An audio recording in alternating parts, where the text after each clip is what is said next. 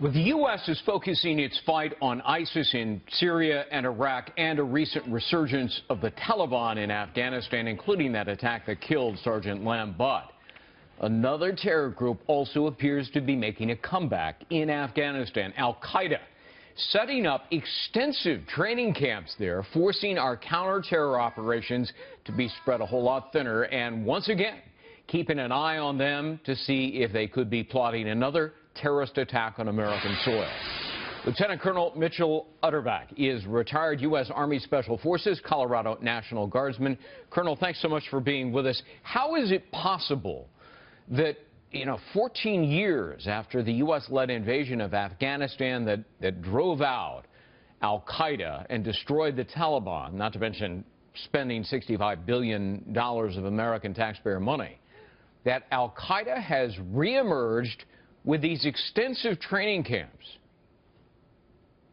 Well, Greg, there are way fewer Americans and coalition forces in Afghanistan than at any other time. We're down to almost the lowest numbers that we were since 2002. And these camps in the southern part of the Kandahar province are the middle of nowhere. And we just don't have the surveillance capability to pay attention to that whole country. All right, so I was doing a little research. I think we're down to 9,800 troops. President Obama withdrew a large number of troops, and then all of a sudden, 2 months ago, he put a halt to it. So was his withdrawal a mistake, a miscalculation? He actually listened to General Campbell and the leaders there in Afghanistan. We're down to the bare minimum. We're only advising at the core level. That's some of the highest levels of the Afghan military. And of course, we're still conducting counterterrorism with special operations, and our special forces guys are going outside the wire every night with Afghan commandos and special forces. So I think the president just really sat down and listened to the guys there, and he reconsidered and he made a better decision.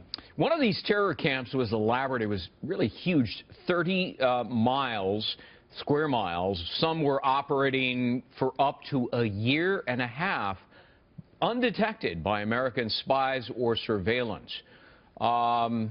We need to improve our capabilities?